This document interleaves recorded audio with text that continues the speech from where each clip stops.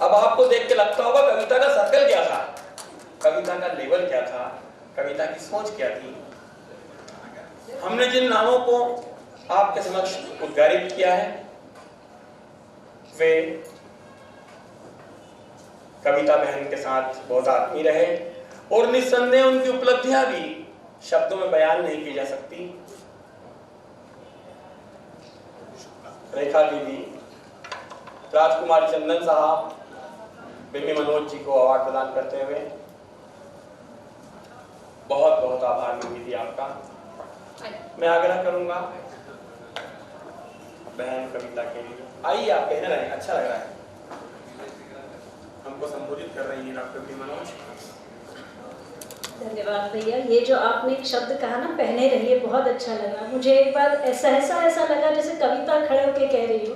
उसका हमेशा संबोधन ऐसा ही होता था। कविता, मैं पता नहीं मैं उसे क्या कहूँ, अपनी छोटी बहन कहूँ, पड़ोसन थी मेरी, बहुत प्यारी थी।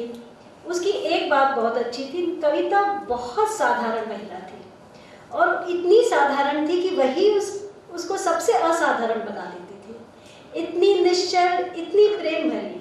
उसका एक जज्बा रहता था, she never wanted to be noticed. उसने जो भी कुछ किया, I just had a feeling that she never wanted to be noticed, but she wanted to live a life of love and happiness. That was her motto in life. There are many incidences. मुझे याद है पहली बार जब मैंने नौकरी की हिम्मत की, महाकाल इंस्टीट्यूट में नौकरी जाने के लिए। बच्चे मेरे भी छोटे थे उस समय, मुन्नू शायद नर्सरी में था जब मैं देवास आई थी 2001 में। और मैंने 9 to 5 जॉब किया पहली बार प्रेस्टीज में 1 साल पढ़ाने के बाद। तो जो मेरा पहला दिन था कॉलेज का, जब मैं 6 बजे कॉलेज की बस से उतर के घर पहुंची हूँ, तो कविता जो खुद सेंट्रल इंडिया में उस समय शायद थी या नजर में थी, उसने खुद अपने हाथों से पराठे बना के टिफिन मेरे घर तक लेकर आई और मुझे अपने हाथों से कौर खिलाया और ये कहा कि भाभी आप चिंता मत करो, मैं हूँ, मैं यहाँ मोंटू और आशी को संभाल लूंगी। आप ये सोच नहीं सकते, ये तब उसने किया जबकि मेरे घर में शासकीय, चूंकि कर्मचारी मेरे पति हैं, तो काम करने वाले बहुत थे, खाना बना के खिलाने वाले भी बहुत थे।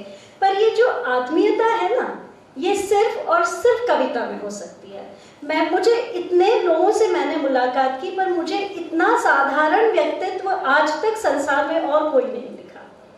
मुझे वाकई में कोई नहीं दिखा और मुझे समझ में नहीं आ रहा मैं क्या कहूँ, कहाँ कैसे करूँ। पर मैं अभिज्ञान तुम्हारे लिए एक बार सी बात कहना चाहूँगी कि बेटा, माँ अपने बच्चों को छोड़ के कभी कहीं नहीं जाती है। माँ अपने बच्चों को छोड़ के कभी कहीं नहीं जाती है, वो सदा के लिए अपने बच्चों में ही समा जाती है। इस चीज़ को याद रखना। कभी भी तुम्हें माँ की याद आए तो बस अपने दिल पे हाथ रख लेना, तुम पाओगे तुम अपनी माँ के शरीर से उत्पन्न हुए हो, तुम्हारी माँ भी तुम में समा गई है बेटा, है ना। धन्यवाद। मैं मंच का धन्यवाद कहूँगी। हालांकि मुझे अच्छा भी लग रहा और नहीं भी अच्छा लग रहा, काश कविता होती और अपने हाथों से मुझे ये अवार्ड देती तो आनंद कुछ और ही होता ना।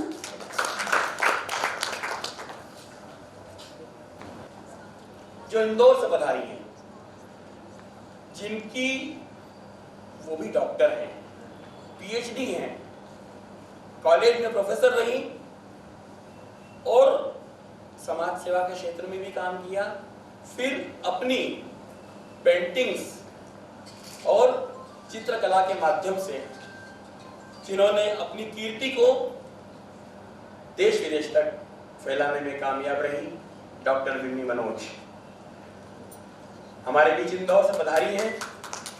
हम आपका अभिनंदन करते हैं, वंदन करते हैं। डॉक्टर बिन्नी मनोज के लिए 2 शब्द कहना चाहूंगा। चित्रांकन से सब कुछ कह देती, चित्रांकन से सब कुछ कह देती, वाणी में है जिनकी ओज। जो उनके कार्य हैं, जो उनकी कार्य पद्धति है मित्रों, वो उनकी पेंटिंग्स आज लाखों रुपए में बिकती है।